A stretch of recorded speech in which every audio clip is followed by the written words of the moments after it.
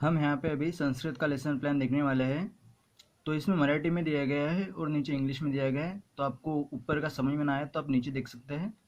तो सबसे पहले लिखा है आपको जो स्टूडेंट है उसका नाम लिखना है आपको। उसके बाद में है नेम ऑफ स्कूल, यानी आप जिस भी स्कूल में पढ़ाने जाने वाले हैं उस स्कूल का आपको नाम लिखना होता है। जैसे हम बीएड में पढ़ाने जाते हैं उस समय उस स्कूल का नाम। उसके बाद में है विषय, जो कि है हमारा संस्कृत। उसके बाद में है हमारा विषयांश। विषयांश यानी हम जिस क्लास में जा रहे हैं उस क्लास में संस्कृत की किताब से हम कौन से चैप्टर को पढ़ाने वाले हैं। तो यहाँ पे लिखा है व्यसने मित्र परीक्षा।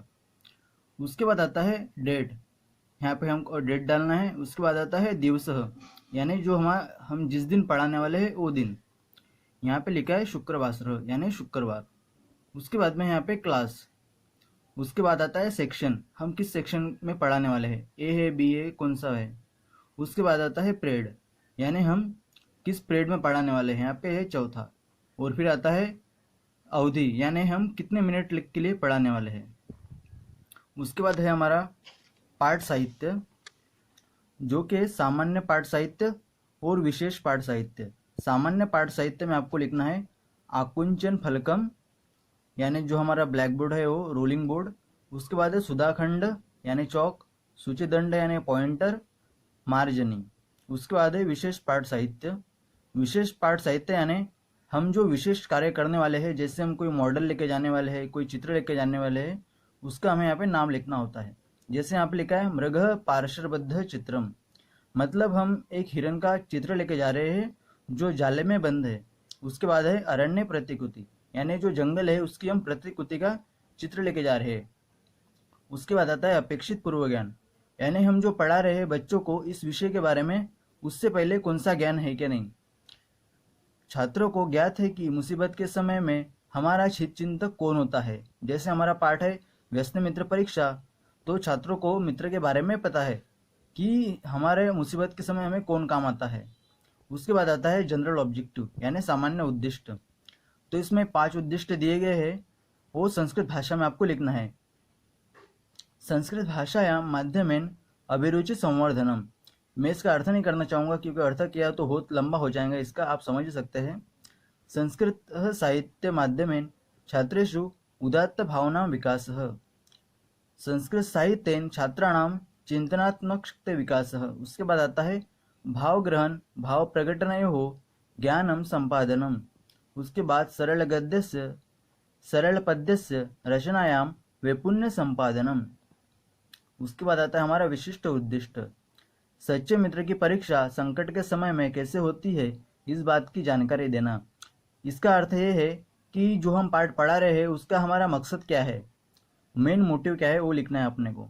इसके बाद लिखना है हमें अध्यापन बिंदव, यानी जो पाठ है उसमें सबसे ज़्यादा जो कठिन शब्द है उसके नाम हमें यहाँ पे अंकित कर देना है।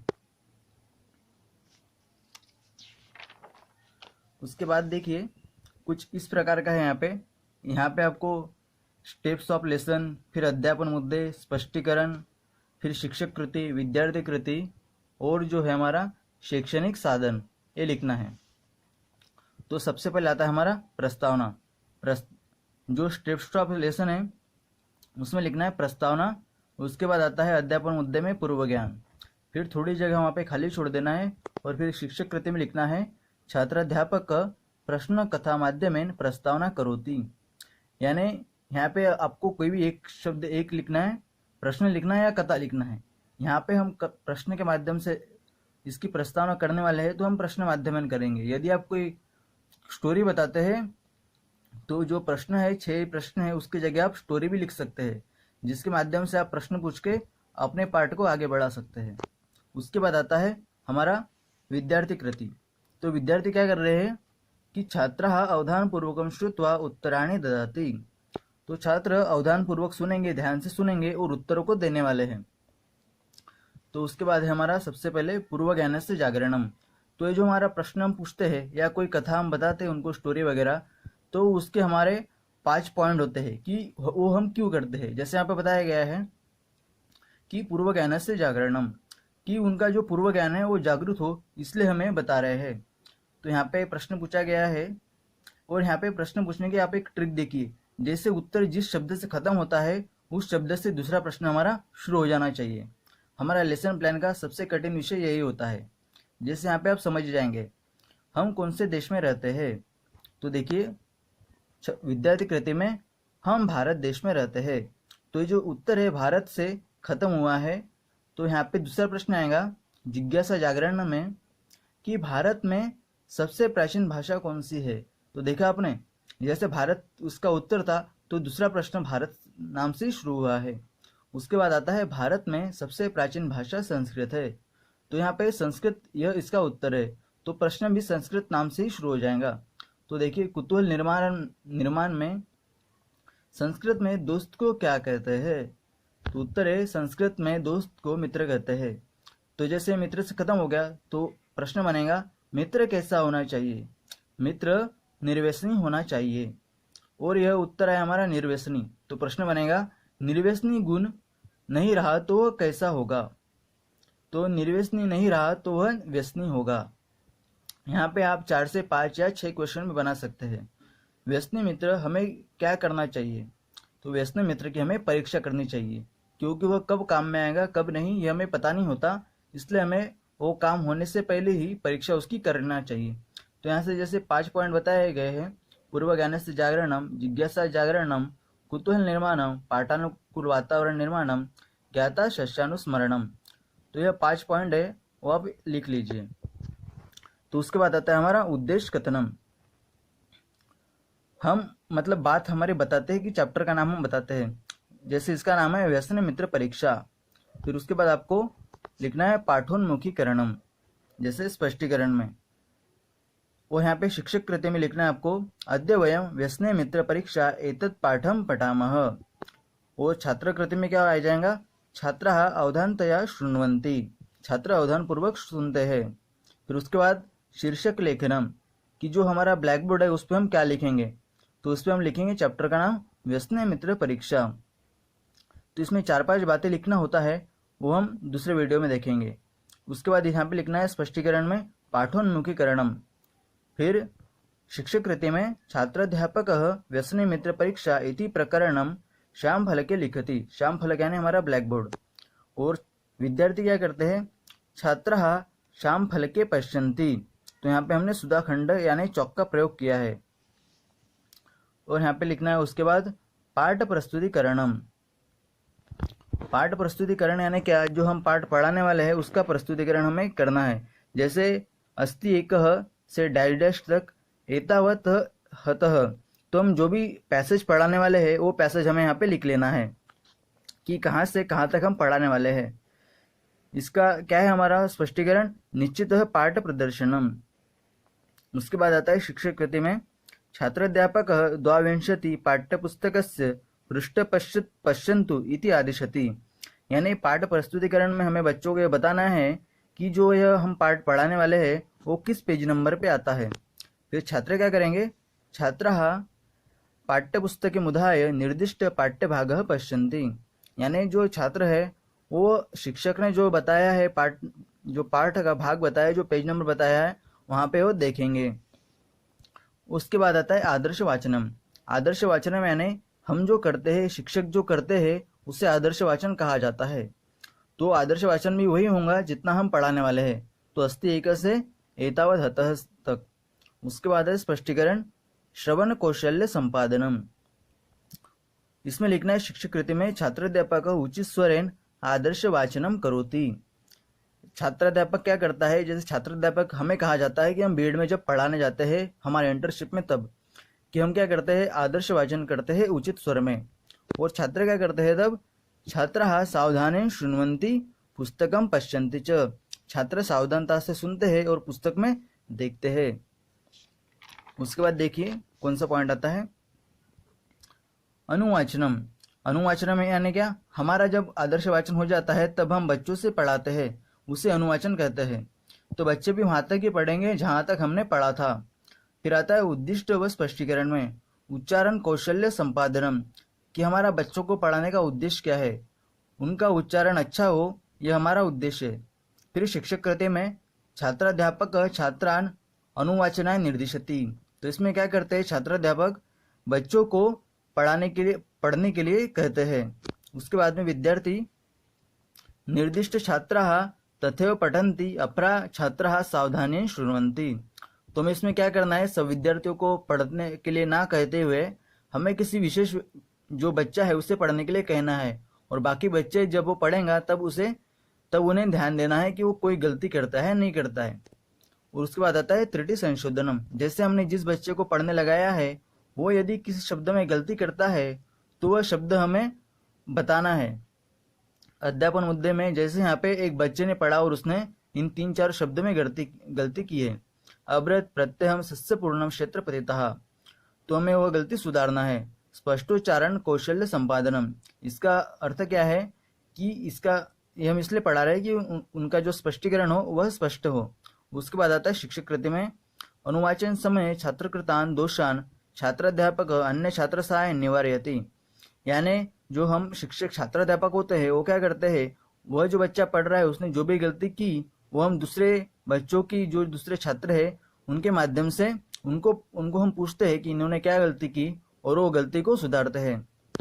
फिर विद्यार्थी कृति में आएगा छात्राध्यापक निर्देशानुसार छात्रा दोषानि निवारयन्ति। तो बच्चे छात्राध्यापक के निर्देशानुसार जो शब्द उन बच्चे ने गलत पढ़े हैं उसका निवारण करते हैं, उसे सही करते हैं। फिर उसके बाद आता है काठिन्य निवारणम, यानी जो भी पाठ में शब्द कठिन है या कोई उसमें संधि वगैरह है, समानार्थी शब्द है, विरुद्धार्थी शब्द है, वो यहाँ पे लिखना है। कठिन शब्दानाम व्याकरणंशानाम च ज्ञानम प्रदानम। इसका उद्देश्य क्या है कि जो भी पाठ में कठिन शब्द है, व्याकरण के अंश है, उसके बारे में ज्ञान देना है।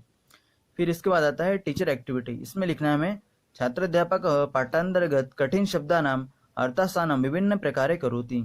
तो छात्राध्यापक क्या करता है, जो भी पाठ में कठिन शब्द आते हैं उसका अलग अलग प्रकार से उनका विभाजन करके उनको सॉल्व करते हैं। फिर आता है हमारा छात्राकृति। छात्राः कठिन शब्दानाम अर्थ स्वयं अभ्यास पुस्तिकासु लिखन्ति। जो भी शिक्षक बता रहे हैं कठिन शब्द वगैरह व्याकरण के अंश बता रहे हैं वो छात्र क्या करते हैं, अपनी किताब में लिखते हैं।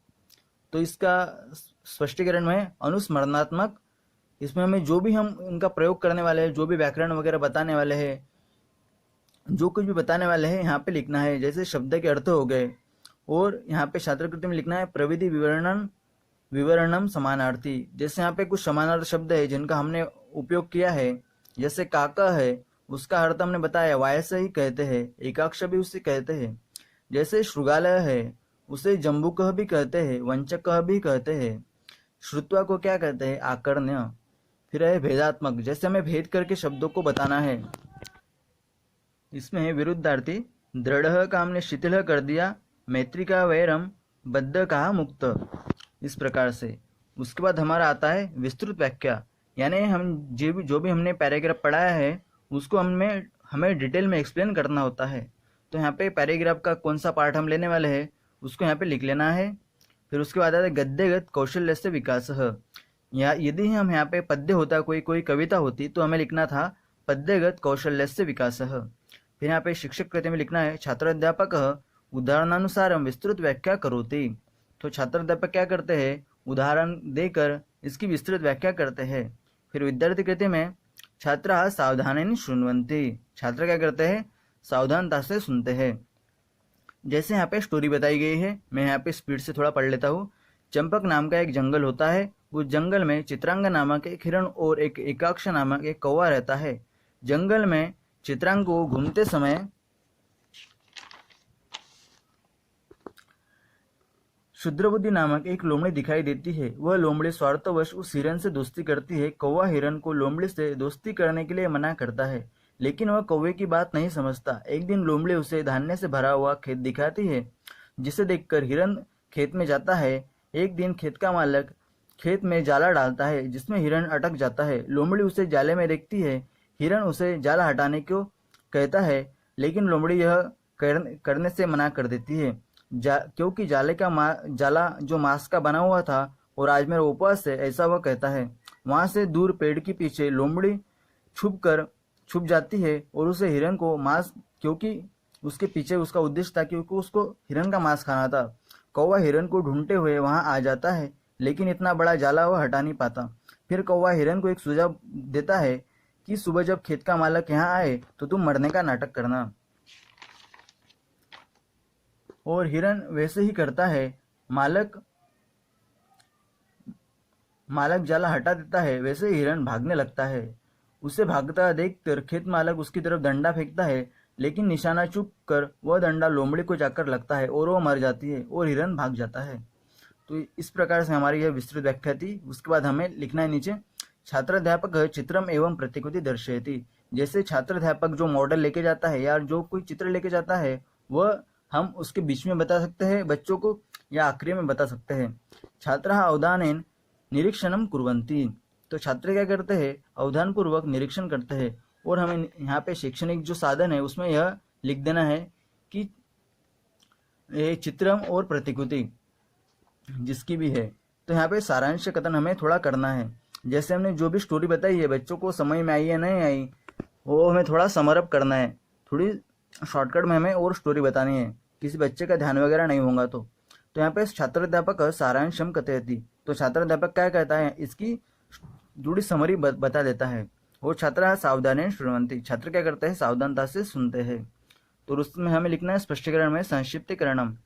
शॉर्ट में 7-8 लाइन में हमें यह कहानी थोड़ी बतानी होती है, जो आपको इसमें लिखना होता है। और उसके आखिरी में हमें कहना होता है कि इस तरह से आज हमने देखा कि संकट के समय में ही सच्चे मित्र की परीक्षा होती है। जैसे हम जो भी पाठ पढ़ाने वाले हैं उसमें हमने क्या सीखा, वो हमें इस प्रकार से बताना होता है कि आज हमने इस तरह से ये सीखा है।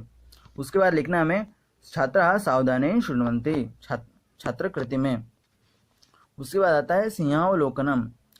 जैसे जो शेर होता है वो शिकार करने के लिए 2 कदम पीछे हटता है, उसी प्रकार हमें जो हमारा पार्ट है वो उसका थोड़ा सिंहावलोकन करना होता है। इसमें हमें बताना यह हम जिसमें इसमें इस प्रकार से हमें बताना होता है कि मित्र यदि स्वार्थी होता है तो उसे उस दोस्ती का कोई अर्थ नहीं होता, लेकिन वह यदि निस्वार्थी होता है तो वह बहुत उपयोग में आता है। ऐसा हमें ज्ञान होता है। तो इस स्टोरी से हमें क्या सीखने को मिलता है ये हमें बताना है। उसके बाद आता है मौन वाचनम, यानी हम बच्चों को यह सब होने के बाद हम उन्हें खुद पढ़ने के लिए कहेंगे। वो खुद पढ़ेंगे और कोई प्रश्न वगैरह हुआ तो हमसे वो पूछ सकते हैं। तो यहाँ इसमें हमें लिखना है मौन वाचनम। उसके बाद है पठितः पाठः। और स्पष्टीकरण में मौन वाचनम कौशल्य संपादनम। और उसके बाद है हमारा शिक्षक कृति में हमें लिखना है छात्राध्यापक छात्रान मौनेन पाठम पठितुम निर्देशति। छात्राध्यापक क्या कहते हैं, बच्चों को धीरे से मतलब मौन में मन के मन में पाठ पढ़ने के लिए कहते हैं। और छात्र क्या करते हैं, छात्राध्यापक कथनानुसारम छात्रः मौनेन पठन्ति। तो छात्राध्यापक के कथनानुसार जो छात्र होते हैं वह मन में पढ़ते हैं। उसके बाद हमारा पॉइंट आता है पुनरावलोकनम।